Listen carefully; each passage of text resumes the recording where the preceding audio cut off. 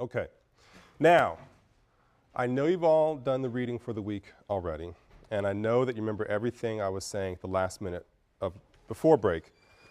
But just for my sake, I'll just remind you that we were just wrapping up talking at the March on Washington for Jobs and Freedom, and the assassination of the 4 little girls in Birmingham, Alabama. Essentially spending the time, much of our last week of lecture, dealing with these iconographic individuals and moments in Martin Luther King and the March on Washington, and trying to unravel a lot of the more familiar historiography or history around these individuals. What I want to do today is to continue in that work of reframing the civil rights movement, iconic figures, and spend today's lecture talking about Malcolm X. Now, a couple of caveats, well, maybe just one caveat to begin with, is that for this week's lectures are going to be overlapping themselves, so that we have today talking about Malcolm X from, say, well, his biography essentially, till his assassination in '65, and then on Wednesday we're going to go back over the time period between roughly '63 and '65.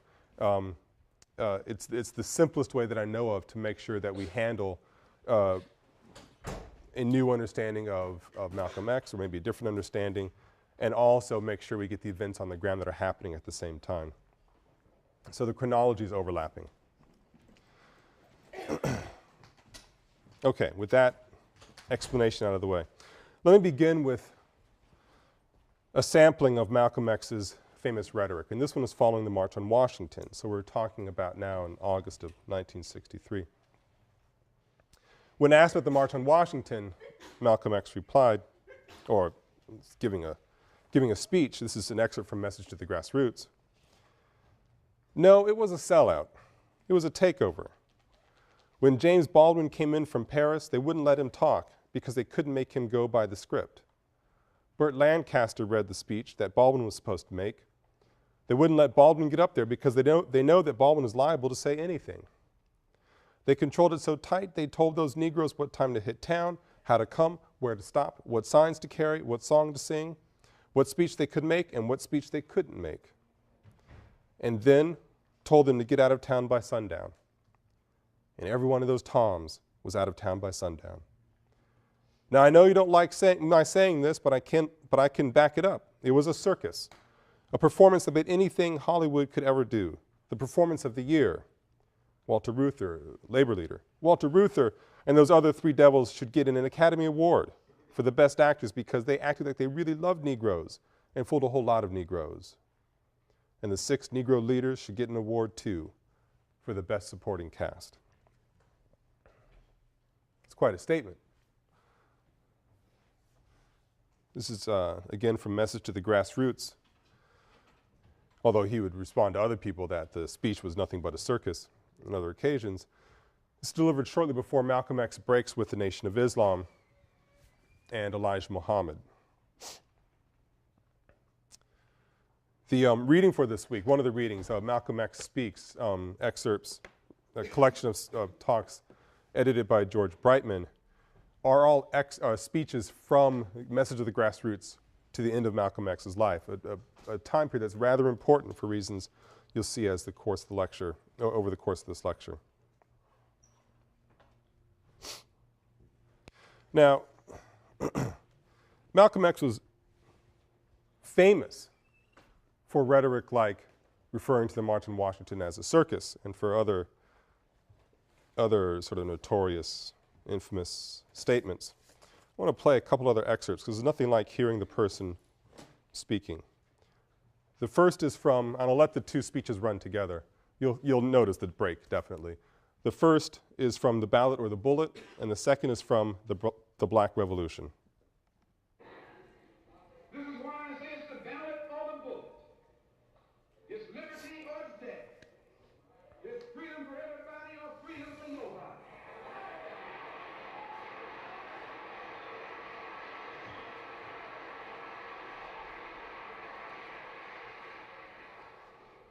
America today finds herself in a unique situation. Historically, revolutions are bloody. Oh yes, they are.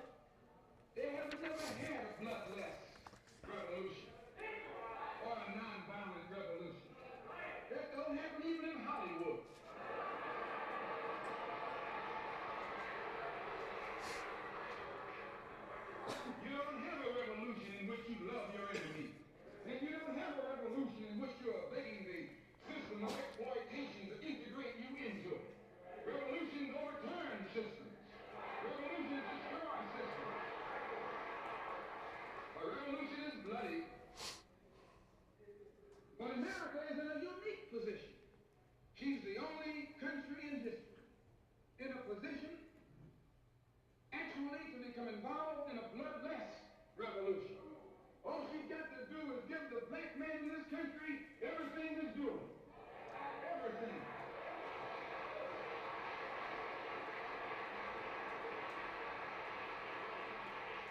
I hope that the white man can see this. Because if you don't see it, you're finished.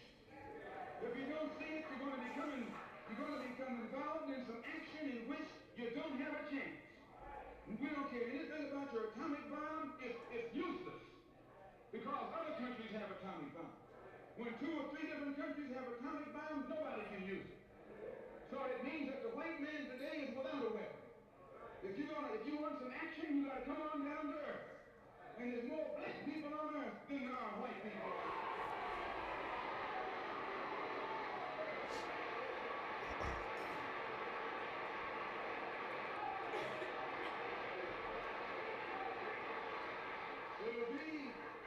It'll be the ballot, or it'll be the book. It'll be liberty, or it'll be death. And if you're not ready to pay that price, don't use the word freedom in your vocabulary.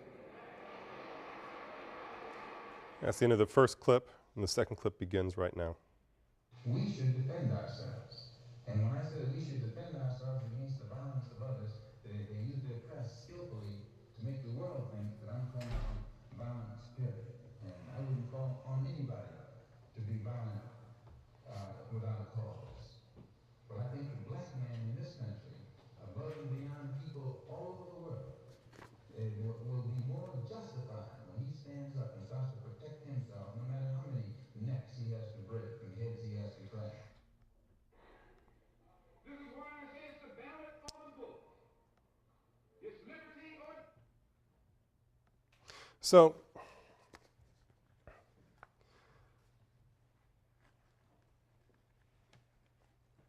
it's important to ask when thinking about Malcolm X and playing these excerpts. You know, are we hearing a different kind of voice? Are we hearing a different engagement or interpretation with the present moment, 1964? Are we hearing a different agenda? Is this what makes Malcolm X so different from Martin Luther King and other famous African American leaders? Well, you know by now that what he's asking for in the Ballot or the Bullet, the excerpt from the speech, the Ballot or the Bullet, is asking for civil rights. He says there's no need for a bloody revolution, certainly. All he's asking is for the black man, what is due him, is what he says in the quote. Is he doing something new when he's asking for these things? You can go back to the Niagara Movement in 1905 and hear a lot of the same kinds of things that Malcolm X is seeking. Okay, now the Niagara Movement wasn't calling for violence upon violence in response to violence, self-defense, not that way. So one might say, well, he's doing something new there. But even then, no, if you look back to Robert Williams in the 1950s, head of the NAACP chapter in North Carolina, something I've already brought up before and in your reader, he was calling for black men to, you know, gather up their arms and respond with force. So Malcolm X is talking really in a longer tradition, certainly a long tradition calling for full civil rights and equality, and speaking in a long tradition as well, although much less talked about and much less consistent really, but always there, about violent self-defense, embracing violence, if this is what, embracing self-defense, and if that means using violence, so be it. Now, why is this worth lingering over? It's worth it because, like Martin Luther King, Malcolm X's life is frozen in time. We'll be coming back to King next week, and I'll flesh out that statement more completely. But like Martin Luther King, Malcolm X is frozen in time. and really frozen in time incorrectly. Malcolm X's life is encapsulated by just, the phrase, by any means necessary. Certainly, gosh, I can't remember how many years ago now, when Spike Lee's film Malcolm X came out, there was this an amazing moment of the commodification of Malcolm X, embodied in really cool baseball caps with the white X on front, or a T-shirt or such. And that's how you kept it real, by walking around town wearing that kind of outfit, wearing Malcolm X and his belief system allegedly with overpriced cap you're wearing, or the T-shirt. The fact is that the popularized, commodified image of Malcolm X is also one that's out of date. In fact, by the end of his life, he was not even known as Malcolm X, and he distanced himself in an incremental fashion from a lot of his most famous declarations in the early 1960s. So who is then Malcolm X? Let's work through the biography. His birth name is Malcolm Little. He was born in 1925. He's assassinated in February 1965, less than a year after he breaks from the Nation of Islam. Now, this little factor is actually sort of inconsequential, but it is funny the way we think about things. I mean, that Martin Luther King is the middle class, moderate, grown up, and Malcolm X, like the fiery, youthful ambassador to the Nation of Islam, in a sense. But Malcolm X is older than Martin Luther King by 4 years. I mean, yeah, it's kind of inconsequential, but it actually speaks to the way in which we kind of remember these people in our minds. Both of them were very young men. So Malcolm Little is born in 1925. He is known over the course of his life as Detroit Red, as Malcolm X most famously, and finally as El-Hajj Malik al-Shabazz. He's a middle child of 8. His father's a Baptist minister and an organizer for Marcus Garvey's UNIA. There's different versions about Malcolm X's early life, and forgive me, I will often use Malcolm X in this lecture, just out of old habits. There's not a whole bunch known about Malcolm Little's life. His father has died, either murdered by a Klan-styled group in Michigan, the Black Legionnaires, or died an accidental death. In either case, Malcolm's fatherless at age 6. The family disintegrates. Malcolm Little drops out of school, moves to Boston and then to Harlem, and becomes a hustler. He's running numbers, selling drugs, he's pimping, and is a petty thief. During this era in his life, he's adopted the street moniker as Detroit Red.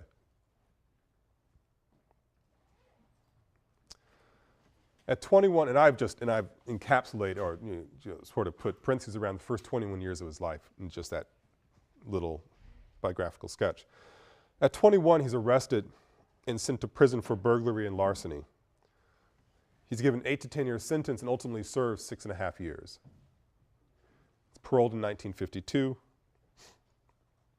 about 27 years old. While he's in prison, he has a religious conversion. He, while in prison, is converted to the Nation of Islam and adopts the name Malcolm X. The X is a reference to a long legacy of African Americans who were in slave past who were given the master's last name. And X is a declaration that they are wiping out the slave name from their past and they're speaking to an unknown past,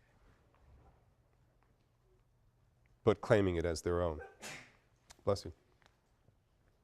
Anyway, Malcolm X now is a member of the Lost Found Nation of Islam in the Wilderness of North America. It's the full name. The Lost Found Nation of Islam in the Wilderness of North America. It's a religious sect founded by a rather shadowy person. We really don't know much about him at all, named Wallace Fard founded around 1930. Fard disappears under curious circumstances.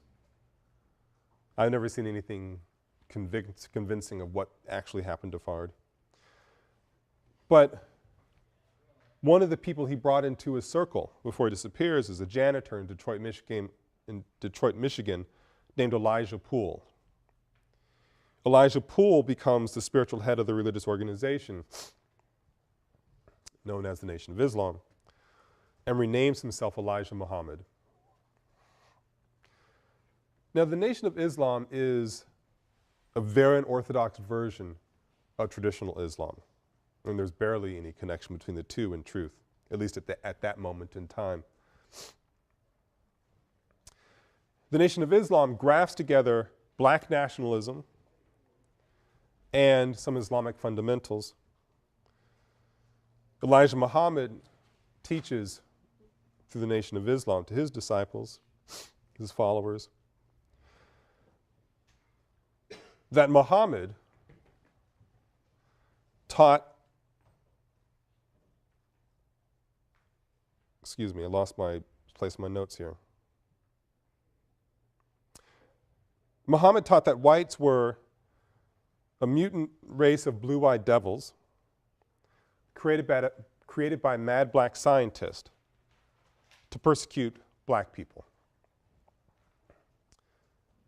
As the messenger of God, Elijah Muhammad would free his followers one day when Allah's apocalyptic wrath finally destroyed whites. In the meantime, the black Muslims, followers of the Nation of Islam, the black Muslims would offer hope to blacks through self-discipline and self-help. So the creation myth revolves around a crazed black scientist who fashions white to persecute blacks. Just as bizarre as any other creation myth, I suppose, that's out there. Anyway, this is what it is. And the black Muslims would be the population to help blacks through this time of struggle, through teaching self-discipline and self-help. This is one of the reasons the Nation of Islam is so traditionally been so powerful at, or so successful at converting people who are in prison. Teaching self-discipline and self-help being those things that are most desperately needed often by those who are in prison, after all. Teaching race pride as well, independence. Anyway, shortly after his release from prison, Malcolm X meets Elijah Muhammad and becomes an assistant minister in Detroit Temple No. 1. This is where the Nation is headquartered. Malcolm X, despite the interesting ways he's been historicized, one cannot deny the fact that he's an incredibly charismatic speaker, a powerful speaker. Elijah Muhammad recognizes this and very quickly sends Malcolm X to Harlem and establishes him as the minister of the Harlem Temple. And although it's not the headquarters of the Nation of Islam, because it's in Harlem and sort of black Manhattan, it very quickly becomes the most important temple. And Elijah Muhammad asks Malcolm X to be the national spokesman for the Nation of Islam. So very quickly, Malcolm X goes from jail to meeting Elijah Muhammad, to becoming assistant minister in the Detroit Temple, to becoming the head of the Harlem Temple, becoming the spokesman for the Nation of Islam, although he's not the head of the Nation of Islam. Under Malcolm X's charismatic leadership, the Nation of Islam grows exponentially. It's really very small in the 1950s. It grows from several hundred followers to over 10,000 by the early 1960s. Still rather small, of course. As Malcolm X continues to speak and advocate, the membership grows and new temples are established. radio stations are purchased, stores are opened up. The Nation of Islam in the early 1960s, late 50s, early 60s, is tapping into a growing disaffection within Black America, particularly urban and northern Black America. This is a movement that is overwhelmingly northern at this point in time. The Steel Belt, thinking along the northern Middle West of the United States, Ohio and Pittsburgh, heading across to Michigan, is becoming the Rust Belt, going through a period of deindustrialization. The jobs that caused blacks to migrate north after the Second World War are going away, and they're stuck in crumbling ghettos.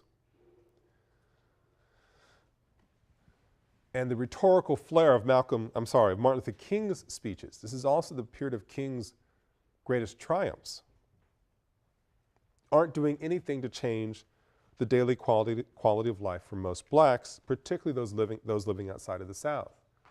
So if you're stuck in a slum apartment in Detroit, Michigan, Chicago, Illinois, the powerful rhetoric that's coming from King and the struggles in Birmingham, Montgomery, and other places, they aren't putting food on your table. They aren't changing what happens when you look for a job. Malcolm X's rhetoric isn't necessarily putting food on the table, but when you marry the rhetoric with the establishment of these temples and stores, Nation of Islam stores, and laundries, if you think back to Marcus Garvey's UNIA, black-owned entrepreneurial opportunities serving a black community, that's what the Nation of Islam is doing as well. If you tap into, if you are listening to Malcolm X's rhetoric and actually going to a temple, then maybe going to a store, you're finding yourself in a community that will help you.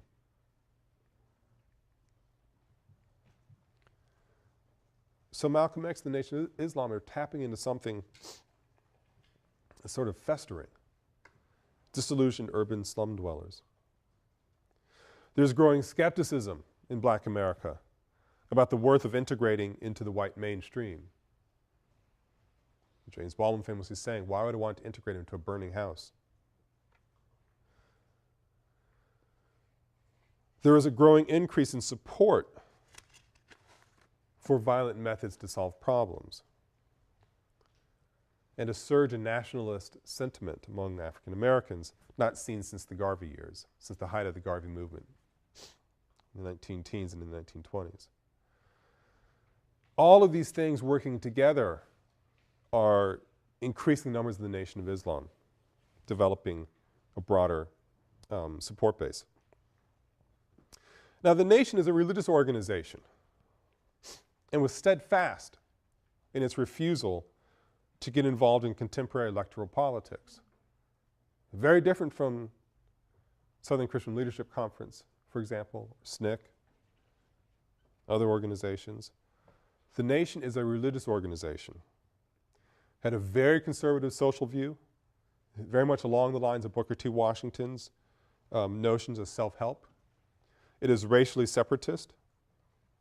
It's not embracing any of the integrating logics of SNCC at that point, or NAACP, or other groups. Malcolm X, in fact, had represented Elijah Muhammad and the Nation in negotiations with the national heads of the KKK and the American Nazi Party. Thinking back to Marcus Garvey believing that the head of the Klan was the most honest white man in America, he had the same kind of mentality being expressed in the Nation of Islam. But all was not well with the Nation of Islam either. There are whisperings as we get into the early 1960s about Elijah Muhammad and the allegations having affairs with teenage members of the Nation. Whisperings, he's actually impregnated several members of the Nation, and then publicly rebuked the same young woman for fornication, never naming himself in the process, and getting them thrown out of the Nation. There have been whisperings for a long time about financial improprieties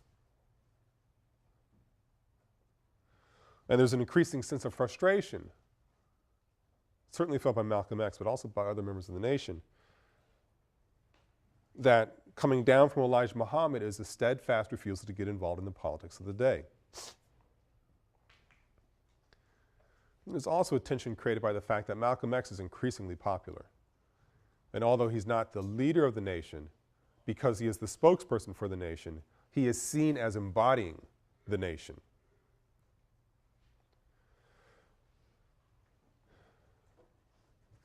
So we're in 1963. John F. Kennedy is assassinated in November.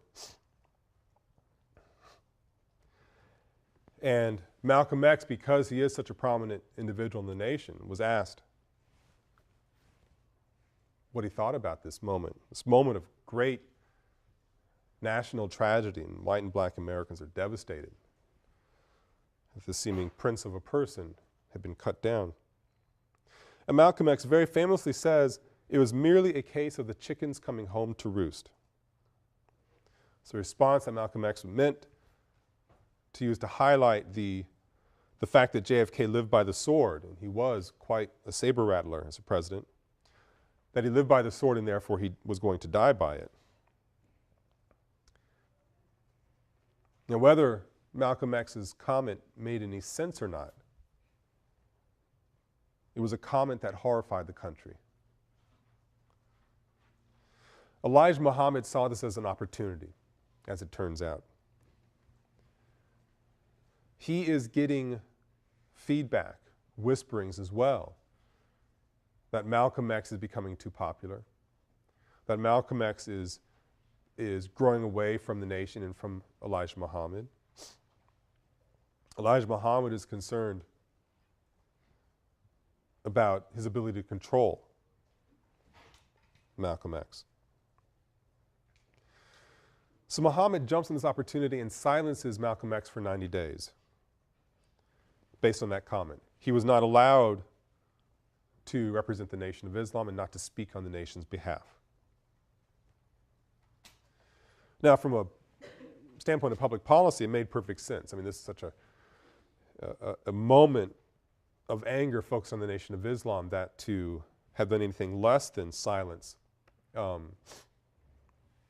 Malcolm X would have been seen as to, supporting this notion that the chicken's coming home to roost. But the truth really does lie elsewhere in terms of Elijah Muhammad's growing anxiety about Malcolm X and his popularity, and also because Malcolm X had confronted Muhammad about his affairs. That he had heard that these things were happening, was waiting for Elijah Muhammad to refute them. He never could.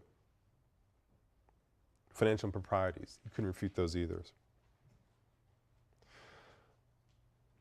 During this moratorium, this 90-day silence, it becomes clear to Malcolm X that his silence, his ban on public speaking would not be lifted. And so he breaks from the Nation of Islam.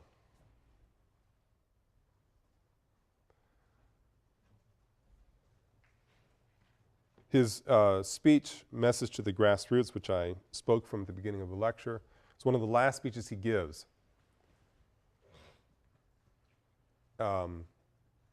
before he breaks from the nation. And if you look back at it, you see sort of the handwriting being on the wall, because peppered throughout Malcolm X's declarations would be, that he speaks on behalf of the Honorable Elijah Muhammad. As the Honorable Elijah Muhammad says, the Honorable Elijah Muhammad believes this, that, and the other. He can't say it in this speech. He's growing apart. So the split becomes official in March of 1964. Malcolm X establishes a religious organization called the Muslim Mosque Incorporated and a political organization called the Organization of Afro-American Unity, thus reflecting or creating this two-headed, or maybe these two organizations on separate paths, certainly embodying a belief by Malcolm X that broad social engagement provided blacks the best chance for ending racism, not just a set of personal belief systems, but also engaging sort of the battle on the ground. This is the political aspect of the OAAU, the Organization of Afro-American Unity, that Malcolm X felt was lost, or that lost opportunity for the Nation of Islam. Before establishing the OAAU, Malcolm X makes a Hajj, a religious journey to Mecca. And during that trip has a stunning change of heart on race relations. Very famously in the autobiography of Malcolm X, written by Alex Haley, see Malcolm X talking about meeting Muslims who were whiter than the whitest person he'd seen in the United States, blue eyes and blonde hair. He had a very sort of immature notion of what traditional Muslim, Islamic faith was like and what Muslims would, quote, look like even. So whites are no longer the blue-eyed devil in Malcolm X's view. His outlook, his political, religious, and ethical outlook, which certainly is revolutionary while he's with the Nation of Islam, becomes increasingly anti-capitalist. And this is something we're going to see not just in Malcolm X's belief system, but in other leaders' belief systems as we head into the mid and to late 1960s. Anti-capitalist thinking and rhetoric becomes much more important and is certainly a string that ties a lot of these individuals together, although that linkage is often not talked about. He rejects his prior views on race. He rejects the idea of black separatism. He rejects his anti-Semitism. He rejects his opposition to intermarriage. All of these are views that he espoused while in the Nation of Islam. He comes to recognize that women actually did have an important role to play in the political struggle.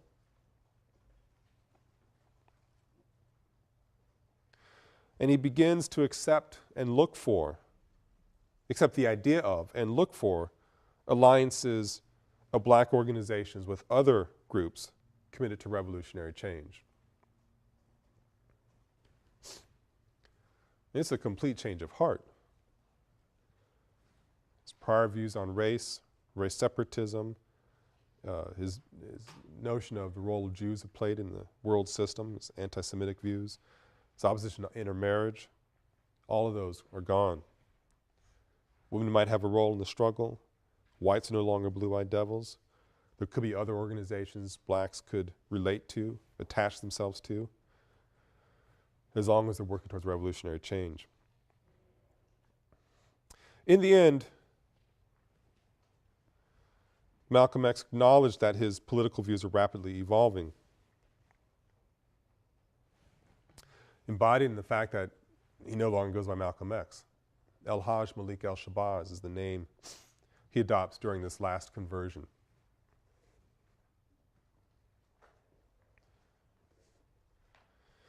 He admits, El-Hajj Malik El-Shabazz, that when asked, that he was hard-pressed to give a specific definition of the overall philosophy which he thought was necessary for the liberation of black people in the United States. He didn't know at this point what the right answer was. This is between middle of '64 and early 1965. Now, Malcolm X is assassinated in February of 1965 by members of the Nation of Islam. There's been rumor mills running nonstop since then about who was really behind the assassination. I mean, beyond the folks who actually pulled the triggers, but was it a man I know as Louis Farrakhan, someone scrambling for attention from Elijah Muhammad, who inspired or gave directions to the murderers? Was it the FBI infiltrating the NOI, finding a way to assassinate Malcolm X, El-Hajj Malik El-Shabazz, although he's no longer part of the Nation of Islam? the debate's been going on really, through the very recent past, during bizarre sets of events that leads to some sort of reconciliation, I suppose, with Louis Farrakhan and Malcolm X's, one of his daughters or must be daughters, I suppose. And Louis Farrakhan saying that, he apologizes if someone had misinterpreted his views or ideas in such a way that they thought it might be okay to assassinate Malcolm X. One of these squirrely kind of apologies. Fact of the matter remains that Malcolm X, Al-Hajj Malik al-Shabazz, is murdered February 1965. What does he leave behind? He leaves behind no great leadership legacy,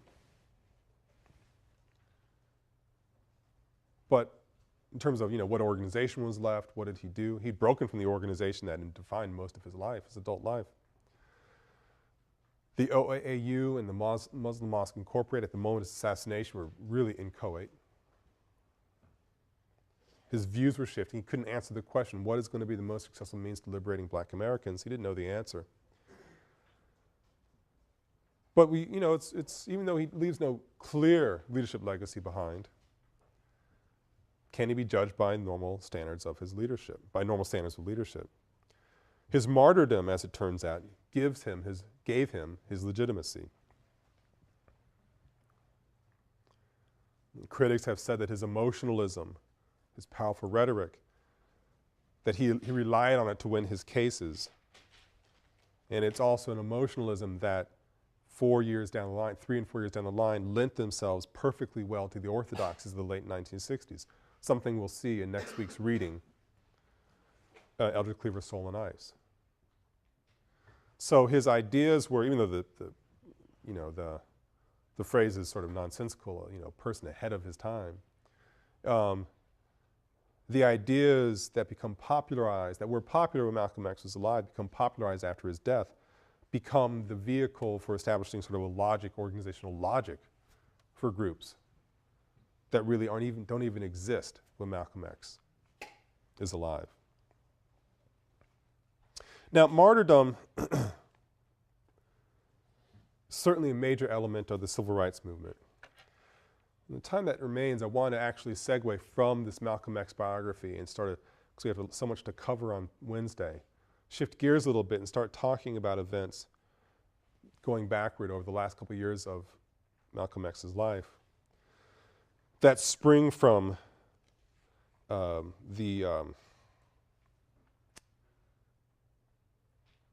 phenomena of martyrdom, what it does for a people or for a race in this case. This is an era of martyrdom.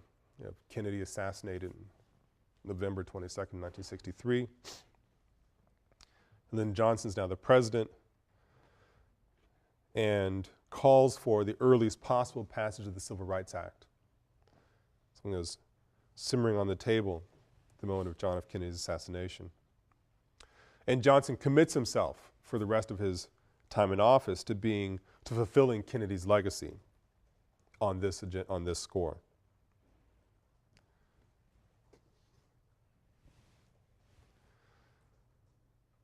That's in 63. Well, early that, before Kennedy was assassinated, and this gets us to, if time permits, right to this moment of this another martyrdom. Students, the Student Nonviolent Coordinating Committee, SNCC, starts working on voter registration drives and organizes gathers together with other organizations to have what's called a freedom vote, the fall of 63. Plans are developed in 62 for the fall of 63, with the goal of proving, one, that blacks were interested in voting. This is all happening in Mississippi, an important fact I just left out, just remembered, sorry. The goal is to prove that blacks were interested in voting and to develop the practice for the eventual day when blacks in Mississippi might get the right to vote, helping develop the culture of voting for blacks in Mississippi. This turns into Freedom Summer 1964. So now again, we're back after Kennedy's assassination. The goal of the Freedom Summer of '64 is to organize a real party, the Mississippi Freedom Democratic Party, to establish freedom schools throughout Mississippi, sites literally of training Mississippi youth, the basics of education, I mean literacy being one of the basic elements of freedom schools, but also creating community centers for poor blacks to come to get food, to get clothing, and also to develop a political consciousness about the future, about the present, thinking about the future. In June of '64, June 20th, first wave of recruits comes down to help make Freedom Summer a reality. It's people your age, people from Yale who are your age, are among the recruits, quite famously, a lot of them, coming from college campuses in the North and the Midwest and the West Coast, coming to Mississippi to try to create real change in Mississippi. On June 21st, the day after Mississippi Freedom Summer begins, 3 workers disappear, Freedom Party workers. Andrew Goodman, a 20-year-old from New York City, Michael Schwerner, a 25-year-old from Brooklyn, and James Chaney, a 21-year-old black Mississippian, 2 white men and 1 black man. They're arrested for speeding, a fairly common offense used by the police. Speeding, it didn't matter what speed you're actually going, they just arrested you for it. They were released that night, but understanding that in Mississippi they're dealing with infrastructure of police terror, the organizers for the Mississippi Freedom Summer had a process that if you get arrested at all, that you check in. If you're out in the field, you check in at normal intervals. Well, Goodman, Schwerner, and Chaney did not check in at the appointed time, or within 15 minutes of the appointed time. This sends out alarms.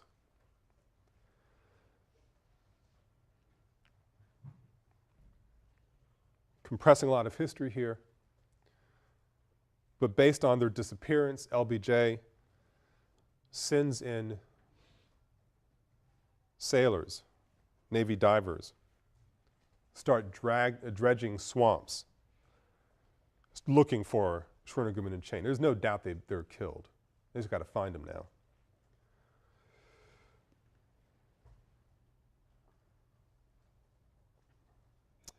What is quite horrific in the process of looking for Schwerner, Goodman, and Chaney is that the divers don't find them, but they start pulling up other black bodies that had long gone missing in Mississippi and in other states.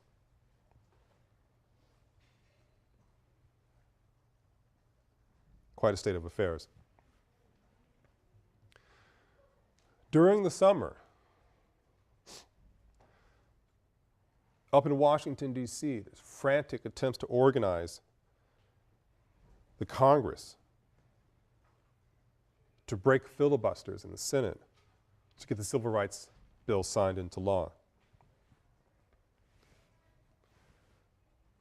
And on July 2nd, in 1964, Lyndon Johnson succeeds. It's the most far-reaching civil rights bill in history at that point, and it gives the Attorney General tremendous power. And the power essentially to enforce what is already on the books in many places.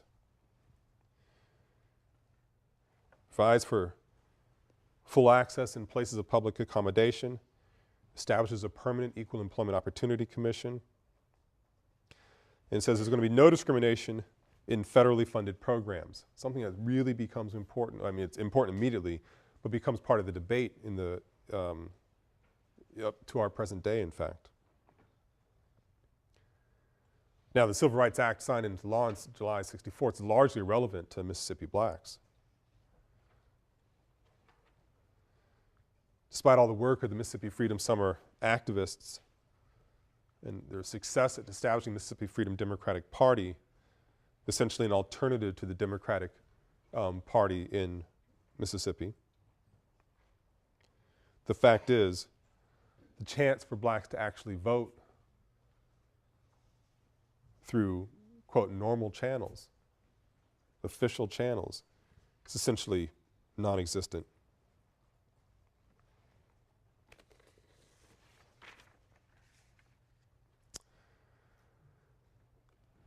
Still in the summer, Schwerner, Goodman, and Cheney have been disappeared. Civil rights bills passed, but is meaningless to Mississippi. There are fights within Mississippi state delegation, within the state governance about trying to silence the Mississippi Freedom Democratic Party. Democrats are heading towards a convention in August for the Democratic Party.